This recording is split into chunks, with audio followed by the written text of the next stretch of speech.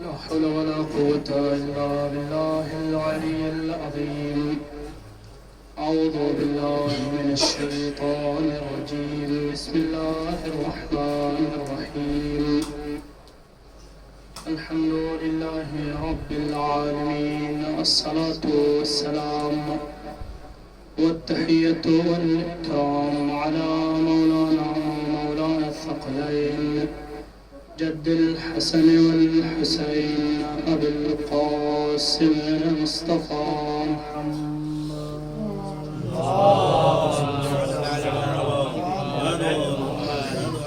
وآل أهل بيته الطيبين الطاهرين المعصومين المظلومين المنتخبين المنتجبين.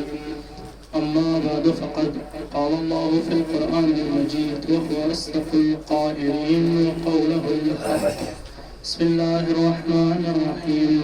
تبت يدا أبي لهب وتب. درود بدر محمد وعلى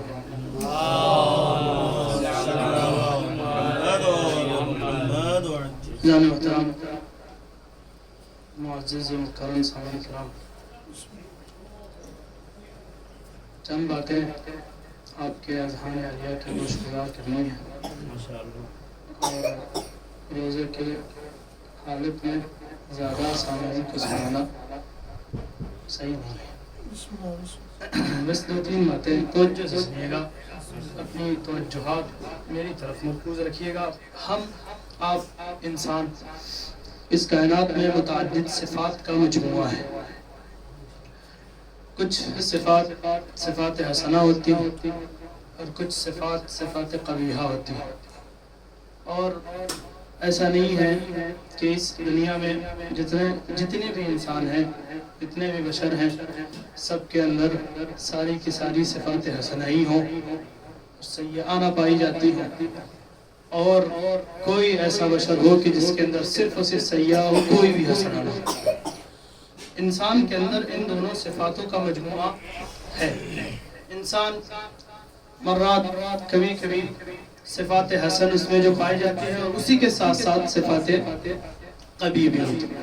لیکن جو ان انسانی مجموعے میں سے، اس بشر کے مجموعے میں سے جو اپنے آپ کو اللہ کی جتنا قریب کرتا چلا جاتا ہے، اس کے اندر اتنی صفات حسنہ آتی چلی جاتی ہیں اور صفات قبیحات سے وہ دور ہوتا چلا جاتا ہے. اگر کوئی مومن اور باعمل تو اپنے عمل کے ذریعے، اپنے ایمان کے ذریعے درود پڑھنے میں جو محمد و آل محمد،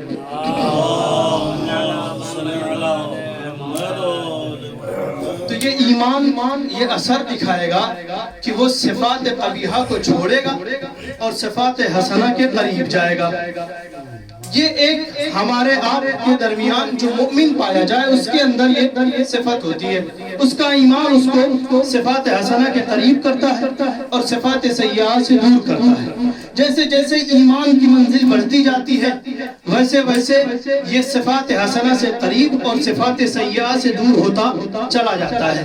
اور منزل جب آگے بڑھی کہ بشر ہم آپ کے دائرے سے جب منزل آگے بڑھی، جو اولیاء خدا ہوتے ہیں تو ان میں تو بدرج اولا علی نحو الحتم جو کہلے حتمی طور پر یہ بات موجود ہوتی ہے کہ وہ صرف صفات حسنہ سے متصف ہوتے ہیں.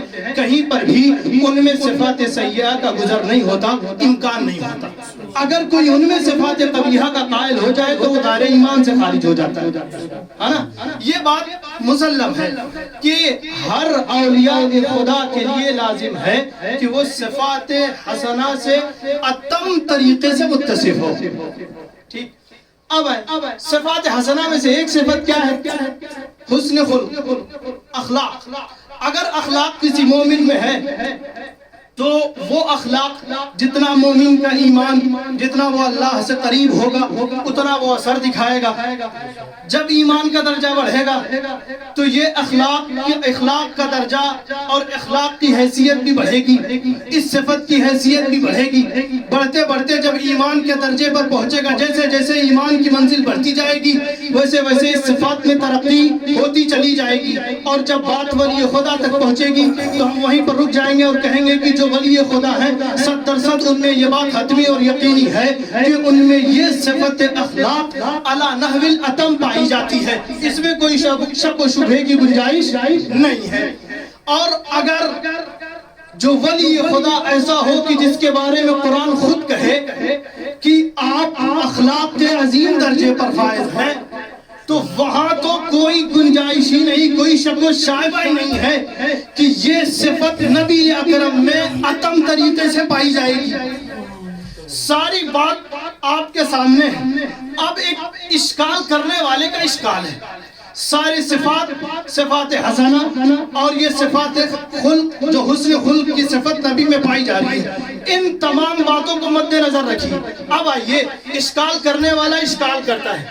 کہا جب انبیاء خدا کی بات ہو رہی, اولیاء خدا کی بات ہو رہی, جب اللہ نے جناب موسیٰ و ہارون سے کہا کہ تم فرعون کے پاس جاؤ, فرعون کے پاس جاؤ, فرعون کے دربار میں جاؤ, اس کو سمجھاؤ, اس کی تبلیغ کرو, اس کو بتاؤ, تو اللہ نے کیا کہا جناب ہارون سے اور جناب موسیٰ سے, فَقُولَا لَهُ قَوْلًا لَيِّنًا. جانا فرعون کے پاس, تم دونوں حضرات تو جا کر کے کیا کرنا, نرمی سے گفتگو کرنا. کیا کرنا, نرمی سے گفتگو کرنا. اس کے بعد جناب ابراہیم اپنے چچا سے جب مخاطب ہوئے تو کیا کہا, یا ابت لما تعبد ما لا يسمع, یعنی آپ اس کی کیوں عبادت کر رہے ہیں کہ جو نہ سن سکتا ہے, نہ دیکھ سکتا ہے, نہ بول سکتا ہے. تو یہاں پر جناب ابراہیم اپنے والد سے کہ جو کافر تھے ان سے مخاطب ہوئے, تو کیسے مخاطب ہوئے, بڑی نرمی سے, بڑی نرمی سے, حسن اخلاق کے ساتھ مخاطب ہوئے. لیکن یہی نبی اکرم, اشکال کرنے والے نے اشکال کیا, یہی نبی اکرم ہے جو فخر ابراہیم ہے, فخر موسیٰ ہے, فخر ہارون ہے. جب اپنے چچا ابو لہب سے مخاطب ہوئے تو کیا کہا, تبت یدا ابی لہب و تب. یہ لہجہ بدلا کیوں, نبی کا یہ لہجہ بدلا کیوں؟ کیا یہ معاذ اللہ ادب کے خلاف نہیں ہے, حسن ادب کے خلاف نہیں ہے؟ تو اشکال کرنے والے نے یہی کہا, یہ جس طریقے کا ادب ابراہیم نے دکھایا, جس طریقے کا ادب موسیٰ نے دکھایا, جس طریقے کا ادب ہارون نے دکھایا, اس ادب کے خلاف ہے یہ. علیہ اعظم. تو اشکال کرنے والے نے یہ اشکال کیا. جواب, ایک درود پڑھنے میں جن کے محمد والے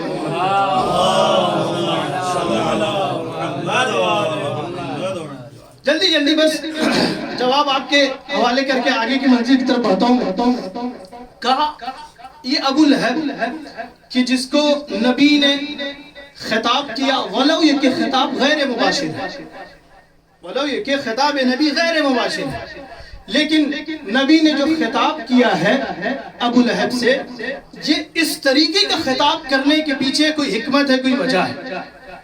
کیا ہے کہ ابو لہب جس وقت جس زمانے میں یہ موجود تھا اور نبی جب رسالت کا پیغام لوگوں تک پہنچا رہے تھے, تبلیغ رسالت کر رہے تھے, تبلیغ دین کر رہے تھے, اور نبی کے اللہ کے احکام کو لوگوں تک پہنچا رہے تھے, فرامین خدا کو اللہ تک پہنچا رہے تھے, تو اس وقت نبی کا سب سے بڑا دشمن یہ ابو لہب اپنی ساری طاقتیں, اپنی ساری جوہد کو یہ صرف کرتا تھا صرف ایک چیز کے لیے کہ نبی تبلیغ دین نہ کر پائے, اور یہ نبی سے دشمنی رکھتا تھا. اچھا, دشمنی ایسی رکھتا تھا کہ لوگوں کے سامنے ظاہر نہیں ہوتی تھی.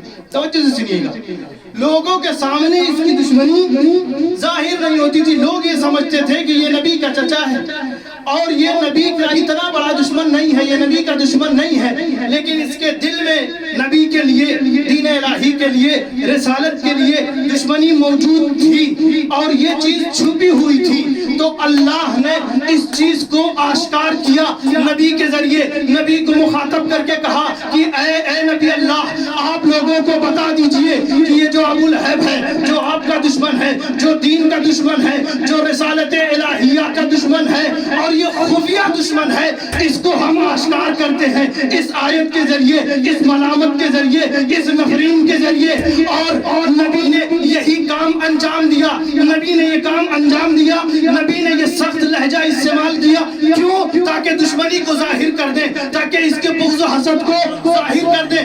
اب آئیے اس بات کو یہیں روکتے ہوئے ایک بات اور ذکر کروں۔ علوم قرآن میں ایک بحث ہوتی ہے جس کو جری و تطبیق کہتے ہیں، کہ اس کا کیا مطلب؟ اس کا اجمالی مطلب یہی ہوتا ہے کہ قرآن کے جو فرامین ہیں، قرآن کے جو احکامات ہیں، قرآن کے جو ارشادات ہیں، وہ زمانے نزول پر صرف موقوف نہیں ہوتے بلکہ ہر زمانے میں جاری ہوتے ہیں، ہر فرد پر منطبق ہوتے ہیں۔ یہ بات ذہن میں رکھیے گا۔ اب اللہ نے نبی کے ذریعے قرآن میں یہ بات ثابت کر دی، جو دین کا منکر ہو، جو دین کا منکر ہو، جو نبی کا منکر ہو، جو نبی کا دشمن ہو، جو رسالت الہیہ کا دشمن ہو، اس سے کسی طرح کی کوئی بھی اس سے کسی طرح کی کوئی نرمی نہیں بخشی جاتی، چاہے وہ نبی کا قریبی ہی کیوں نہ ہو، اس پہ ملامت کی جاتی ہے، اس پہ ملامت کی جاتی ہے، اس پہ نفرین کی جاتی ہے۔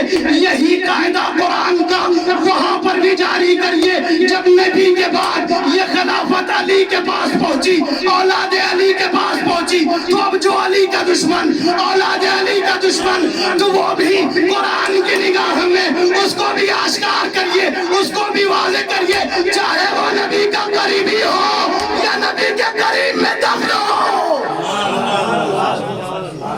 ایک درود پڑھنے میں جن کے محمد و آل محمد۔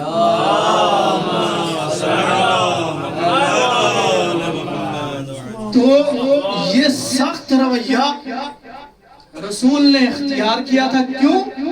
تاکہ یہ دشمنی جو لوگوں سے چھپی ہوئی ہے اس کو آشکار کر سکے، اور یہ درس دیا امت مسلمہ کو کہ جو بھی دین الہی یا اولیاء خدا کا دشمن ہوگا، اس کے اوپر ملامت کرنا، اس کی دشمنی کو واضح کرنا، زمانے والوں کو بتانا، یہ قرآنی فریضہ ہے اور اس پہ خود نبی نے عمل کیا ہے۔ ایک درود پڑھ دیں مل کے محمد و آل محمد۔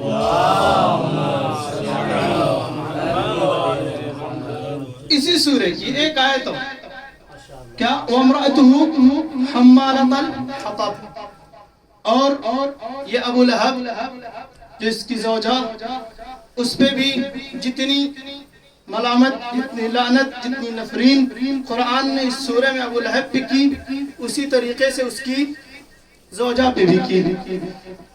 یہاں پر سوال ذہن میں آتا ہے، وہ یہ کہ قرآن مجید جب یہ ام جمیل کہ جس کو حمالۃ الحطب کی صفت سے متصف کیا ہے، یہ واقعاً اگر اس کو دیکھا جائے تو یہ ایسی نہیں تھی کہ یہ لکڑی اٹھائے یا لکڑیوں کو جمع کرے اور لکڑیوں کو بیچے اور اس سے وہ اپنا نان و نفقہ پورا کرے۔ اس حالت میں نہیں تھی وہ۔ ابو لہب کی بیوی ہے، یعنی مال و زر موجود ہے، دولت موجود ہے، اور زندگی کے ساری آسائش کے سامان موجود ہے۔ اس کے باوجود بھی قرآن نے اگر اس کا ذکر کیا تو کس صفت سے کیا؟ مال کا خیال نہیں رکھا، دولت کا خیال نہیں رکھا۔ جو بھی لوگوں کے درمیان کچھ لوگ ان کے ہی صحیح جو رتبہ تھا، جو مقام تھا، اس کا خیال نہیں کیا، بلکہ کس صفت سے متصف کیا کہ یہ لکڑی اٹھانے والی ہے۔ ساری تمام صفات کو چھوڑ کر کے کیا کہا؟ یہ لکڑی اٹھانے والی ہے۔ کیوں قرآن نے صرف اسی صفت پر، حمالۃ الحطب پر ہی قرآن نے اسی صفت سے کیوں اس کو متصف کیا؟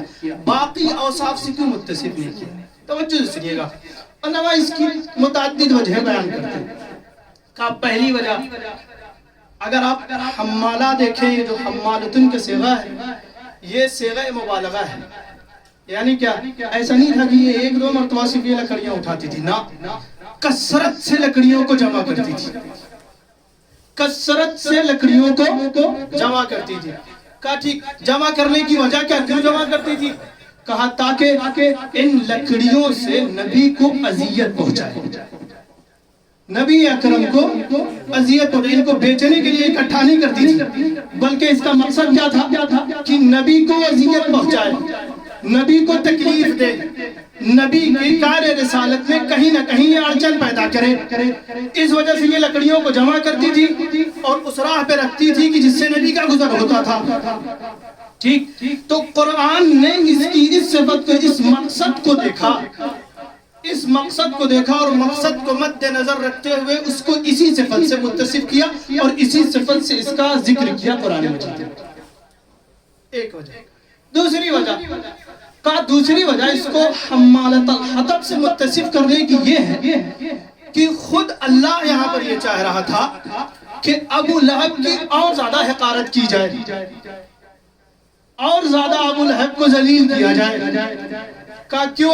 کہا اس وجہ سے کہ وہ ایسی خاتون اور ایسی عورت سے اس نے شادی کیا ہے کہ جو نبی کو اذیت دیتی ہے، نبی کو پریشان کرتی ہے اور نبی کی کار رسالت میں اڑچن پیدا کرتی ہے، اور یہ اس کے عمل سے راضی ہے، تو یہ کتنا برا شخص ہے اور کتنا برا اور کتنا کثیف قسم کا یہ شخص ہے کہ ایسی عورت سے اس نے شادی کی۔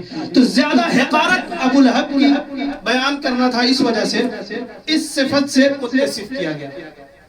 تیسری وجہ جو علماء نے بیان کیا، کہا ابو لہب کی متعدد بیویاں تھیں اور ان بیویوں میں لکڑی جمع کر کے نبی کو اذیت دینا وہ صرف اسی ام جمیل کا ہی کام تھا۔ تو اسی پیشمار، تو اسی وجہ سے تو اللہ نے اس کو اس صفت سے متصف کر کے ذکر اس وجہ سے کیا تاکہ اس میں اور باقی بیویوں میں تمیز ہو جائے، کہ پتہ چل جائے کہ یہی ہے کہ جو لکڑیاں جمع کر کے نبی کو اذیت دے رہی ہے اور نبی کو پریشانی پہنچا رہی ہے۔ تینوں وجوہات آپ کے سامنے، اگر آپ تینوں وجوہات کو مد نظر رکھیں تو نتیجہ ایک ملے گا، تقریباً ایک ملے، یہی نتیجہ ہوگا، وہ یہ کہ اگر کوئی، توجہ سے سنیے گا، اگر کوئی نبی سے دشمنی کرے، اگر کوئی نبی سے کسی اپنے مخصوص فعل کے ذریعے دشمنی کا اظہار کرے تو پھر وہ اسی فعل کے ذریعے پہچانا جاتا ہے، پھر اس کی کوئی اور صفات کام نہیں آتے، اس کے کوئی اور صفات پہچانے نہیں جاتے، کسی اور وہ صفات سے پہچانا نہیں جاتا، چاہے اس میں اور اچھے صفات ہو یا نہ ہو، چاہے اس میں اور کوئی اچھے کام کرنے کی عادت ہو یا نہ ہو، وہ پہچانا اسی پوری صفت سے جائے گا جو یہ نبی کے بغض سے متصف ہے، جو نبی کا بغض دل میں رکھا ہے، اسی صفت سے وہ پہچانا جائے گا، اسی نام سے وہ پہچانا جائے گا۔ باقی اچھے صفات اس کے کوئی کام نہیں آئیں گے، لیکن اگر نبی کی محبت دل میں ہوئی تو بس وہ اسی محبت والی صفت سے پہچانا جائے گا، اور اسی کے عوض میں، اسی کے باعث اس کے لیے عزت بھی ہوگی، شہرت بھی ہوگی، رتبہ بھی ہوگا، مقام بھی ہوگا۔ اسی بات کو جاری کریے، نبی کے بعد علی اور اولاد علی پر بھی جو بھی علی اور اولاد علی سے محبت کرے گا، بس یہی ایک صفت کے باعث اس کے لیے عزت بھی، شہرت بھی، رتبہ بھی، مقام بھی، بلندی بھی، دنیا میں وہ سر اٹھا کر کے جائے گا، آخرت میں بھی سر اٹھا کر کے جائے گا۔ اور جو علی اور اولاد علی سے نفرت کرے گا وہ لائق احترام نہیں ہوگا، اور اس صفت کے عوض میں اس کے لیے اس دنیا میں نہ عزت، نہ رتبہ، نہ مقام، نہ بلندی، نہ بزرگی، بلکہ دنیا میں بھی ذلیل ہوگا، آخرت میں بھی ذلیل ہوگا۔ درود پڑھنے میں دل کے محمد و آل محمد۔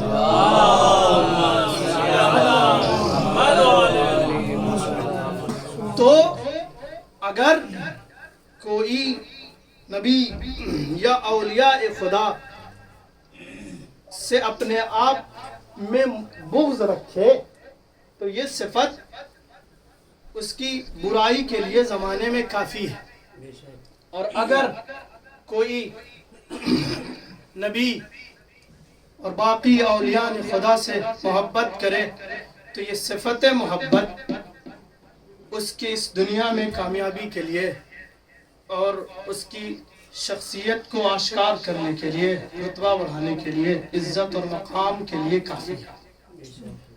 اور اہل بیت علیہ السلام کی ذوات اور اہل بیت علیہ السلام کو یہ رتبہ، اہل بیت علیہ السلام کو یہ مقام، آج بہت سے ایسے افراد ہیں، آپ نے مشاہدہ کیا ہوگا کہ جو اولیاء خدا کے مقابل میں، امیر المومنین علیہ السلام کے مقابل میں غیروں کو لے کر کے آتے ہیں۔ بس آخری بات جلدی سے آپ کے سامنے بیان کر کے میں منزل تک آتا ہوں۔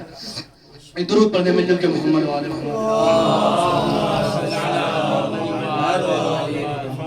آج بہت سے ایسے افراد، بہت سے ایسے لوگ ہیں کہ جو اولیاء خدا امیر المومنین علیہ السلام کے مقابل میں لوگوں کو لے کر کے آتے ہیں اور ان کا مقابلہ کرتے ہیں۔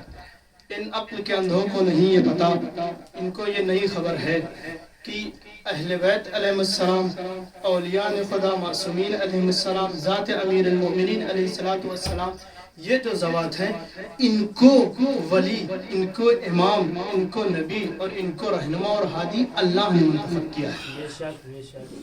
ان کو اللہ نے ہادی اور رہنما منتخب کیا ہے۔ اس کا مطلب کیا ہوا کہ اس رتبے کو جب اللہ نے دیا ہے تو اس رتبے کے جو سارے کے سارے لوازمات ہوں گے وہ بھی اللہ ہی کی طرف سے ہوں گے۔ اب اہل بیت علیہ السلام یا اولیاء خدا کو اس دنیا میں جو بھی منزلت، جو بھی رتبہ، جو بھی مقام، جو بھی بلندی ملی ہے وہ کس کی طرف سے؟ اللہ کی طرف سے۔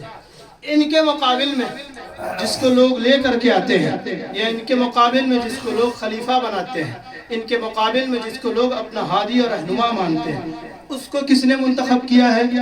لوگوں نے۔ جب لوگوں نے بنایا ہے تو پھر اس رتبے کے لوازمات کہاں سے آئیں گے؟ لوگوں کی طرف سے۔ تو اس کا مطلب ان کو جو رتبہ، ان کو جو مقام، ان کو جو عزت، جو بزرگی ملی وہ لوگوں کی طرف سے۔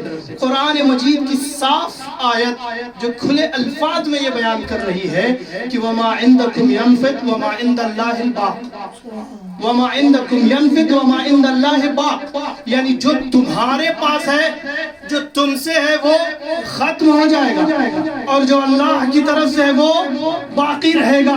بات سمجھ میں آ گئی؟ تم دونوں کو ملاتے ہو، تم ان دونوں لوگوں کا مقایسہ کرتے ہو، ان دونوں رتبے کا مقایسہ کرتے ہو۔ ارے جو رتبہ اللہ نے دیا ہے، جو بزرگی اللہ نے دی ہے، جو مقام اللہ نے اہل بیت کو دیا ہے، جو مقام اور جو رتبہ، جو بلندی اللہ نے چہاردہ معصومین کو دی ہے، وہ کبھی ختم ہونے والا نہیں ہے۔ وہ رتبہ ہمیشہ باقی رہے گا، وہ فضیلت ہمیشہ باقی رہے گی، وہ ان کا مقام ہمیشہ باقی رہے گا۔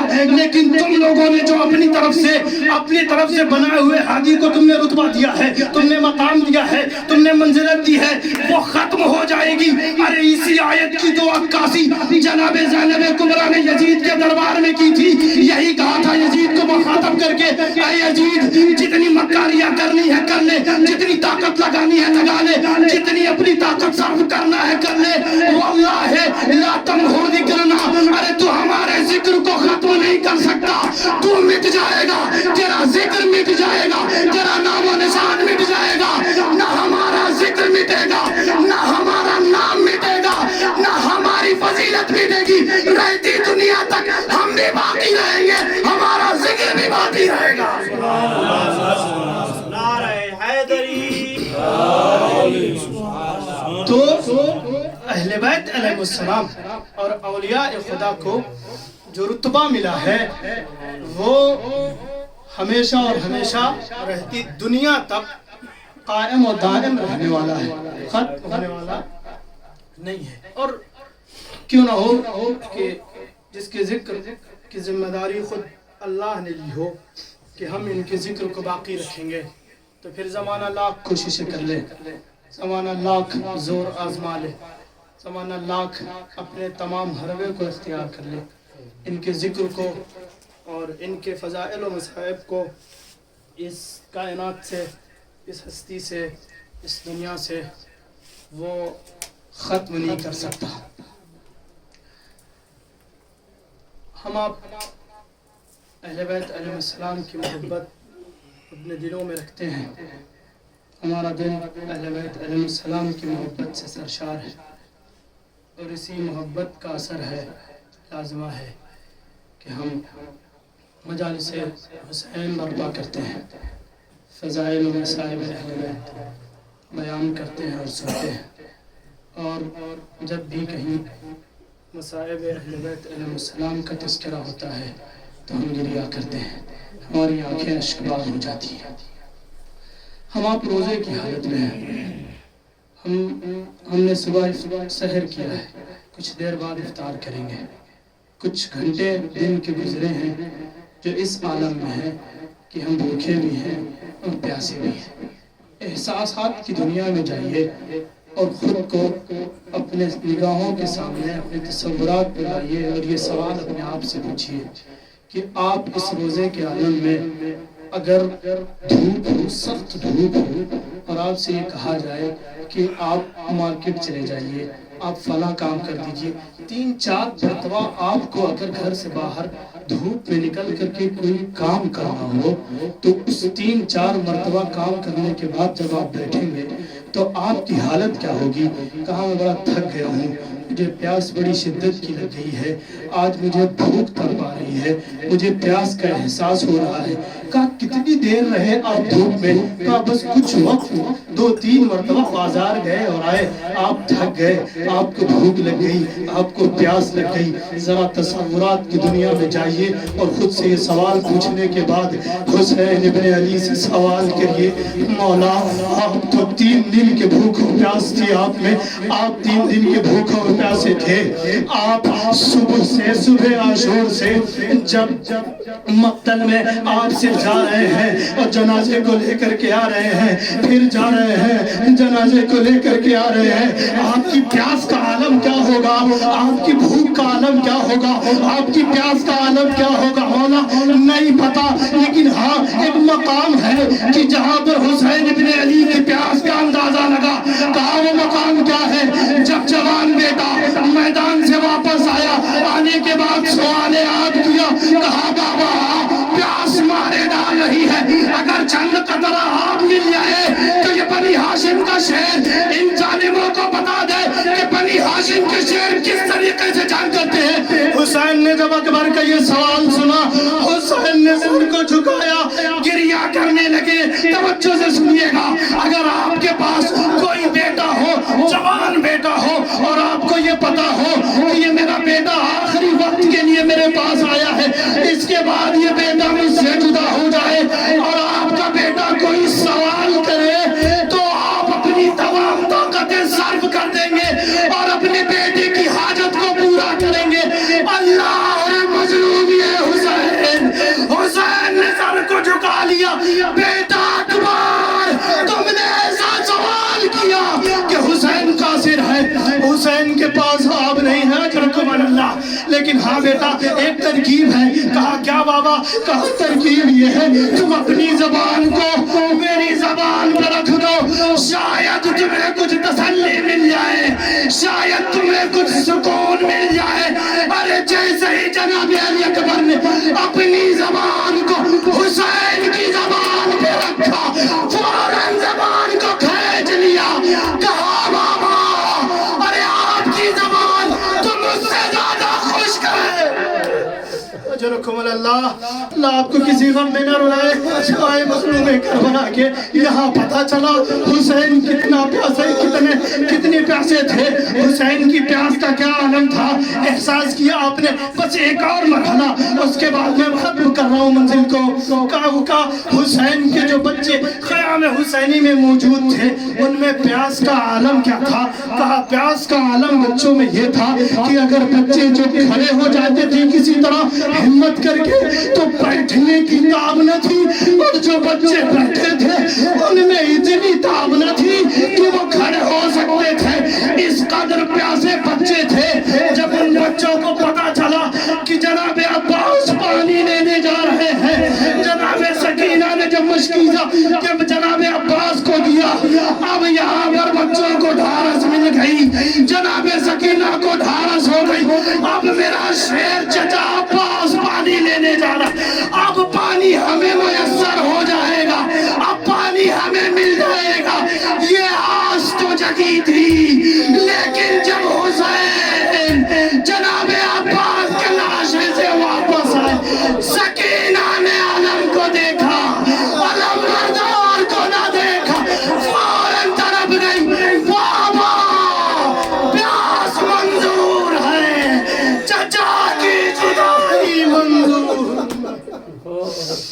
لا لعنة الله على القوم الظالمين. وسيعلم الذين ظلموا أيام القلم